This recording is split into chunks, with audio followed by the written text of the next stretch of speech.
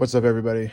Flashpoint Customs here. I got asked a question as far as like how I go about rendering and like lighting my sculpts. So whenever I do a post about like, hey, this head sculpt is complete, here's the final render. So I'm just gonna walk through kind of the how I light a sculpt and then how I go through rendering it. So this is the base mesh that I start with. Right, he's low poly right now. You can see all the polygons on him, all the squares. So just to make it pleasant to the eye, I'm going to subdivide him a couple times, and then I'm going to put a skin texture on him just so it shows more of the has more for the post processing and the rendering to show. So all right, so here's the sculpt now. As you can see, he has skin texture on there. I'll make another video about how I transfer this skin texture over to a physical sculpt so it's able to be printable, but right now this is not a printable skin texture. So, but I'll make another video about how I do that. Anyways, here we go. Here's a sculpt with the skin texture on it. So you're going to want to go to this menu right here, the material one, and then make sure that the material is set to subsurface. So there's opaque and then there's subsurface, right? All right. So once that is done, I go over to the shading option, and then I make sure that I'm not in the matte cap. Matte cap is great for saving your battery. It's great for getting a very flat texture. Think of it like ZBrush. Here you can have all these different matte caps to show like a different material that you're working in, right? But for rendering purposes, we are going to do lit. All right. So this is it in an environment that is chosen out of these. I have some other environments that I've downloaded from other places to change kind of the mood, if you will. But how I like to render them is I like to do no environment.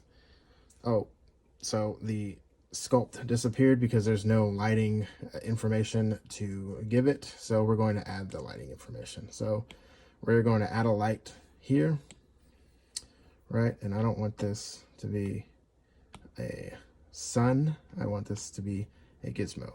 So the first thing I usually do is let me realign this so it's easier to maneuver. So I usually put this in the back of the head sculpt. This doesn't affect anything. Moving the gizmo doesn't affect the light whatsoever. I just move it to the back so it's out of the way. This little green dot right here controls the actual direction of the light, as you can see.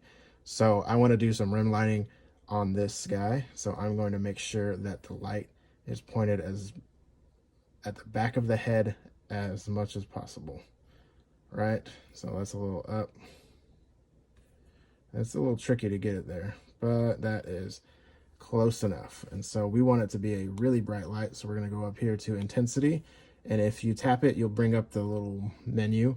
But if you don't, if you just put your pencil or your finger on there on down and then drag it, you can change the intensity of it. So I don't like to go too high because then it like makes my iPad really hot. So I just go to like 1.3, call that good, right? Boom. So now we have our rim lighting whenever that comes into effect. All right, add another light. I like to light the left and the right side of the face. So the default direction for this guy is pretty good. I like it, but I'm going to just turn down the intensity a bit because we're going to have a main light that's going to be pointed directly at the face. All right, add another light, but this time it's going to be on the left side, right? Lighting up the left side of the face. So let's just move that a bit. And I just want to pull it down. So we're just gonna, we'll call that good. Same thing, move it down to about like 30 something percent. And now you can really see like the rim lighting right here on the edge of the sculpt. And to keep this from being super creepy, I'm gonna add some eyeballs real quick.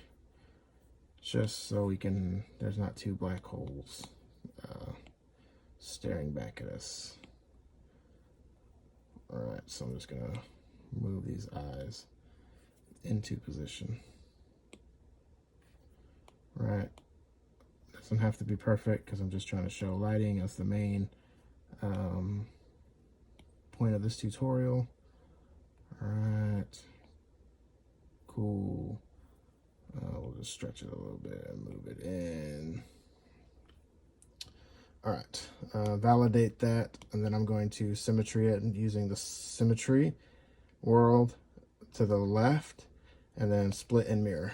So, all right, so now I'm going to tap it and go and change this material over to a subsurface. So, and then I'm going to turn this reflectance all the way up because our eyes are pretty reflective, I guess. I would maybe like 7, sure.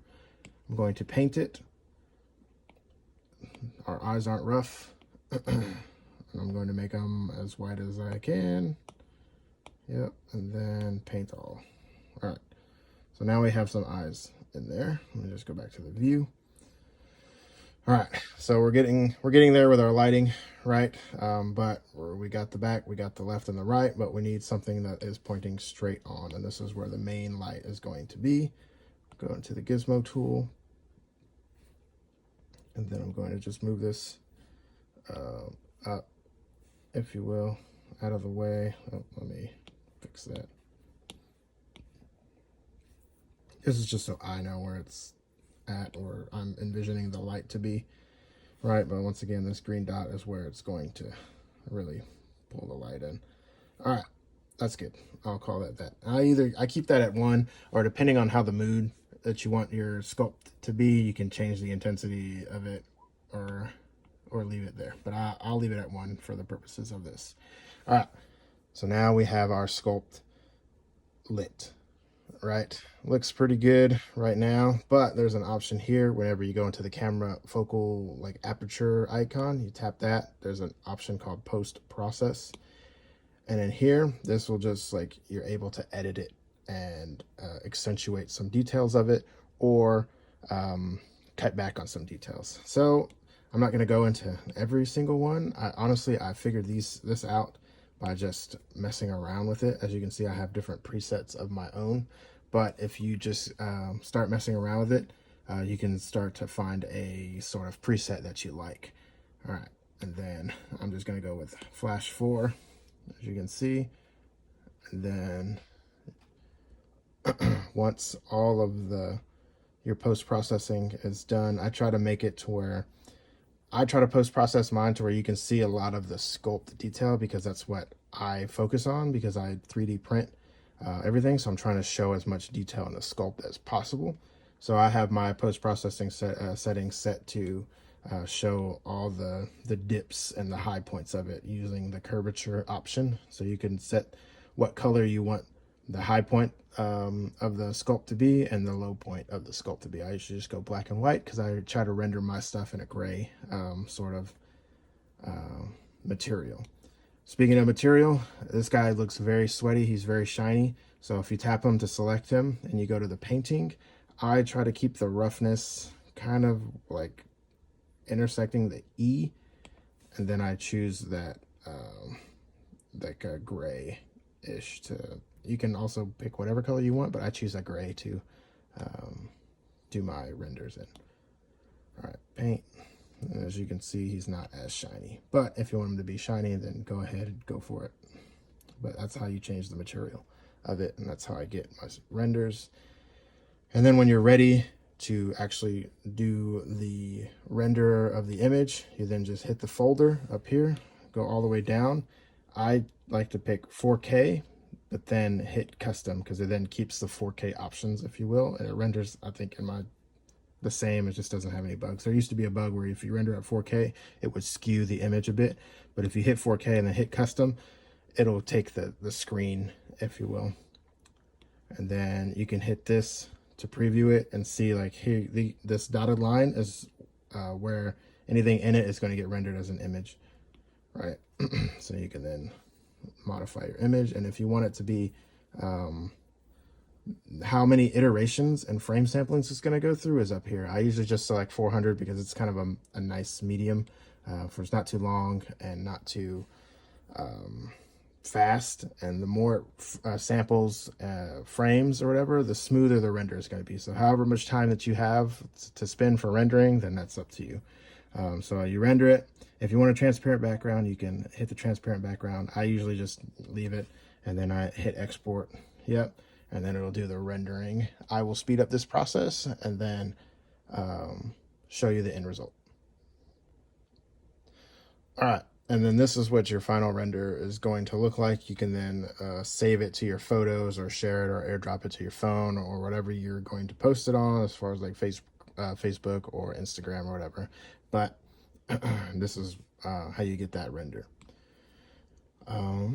Yeah, so that's just how I go about rendering and lighting my sculpt. So if you just mess around with it, you know, find your style, find what you like and how you like your sculpt to look like and what you envision it, and then just, you know, go around, go for it and figure out like what all these settings do. I'm still learning what all these settings do, but the best way you can learn is just to, you know, find out by exploration. So yeah, if you have any questions, leave a comment or shoot me a message. I will try to answer it as best as I can, but I'm still very much an amateur in my eyes regarding sculpting and lighting and rendering and all that stuff. So, but I will try to give my honest opinion and advice on what I've learned from my experience. So, thank you.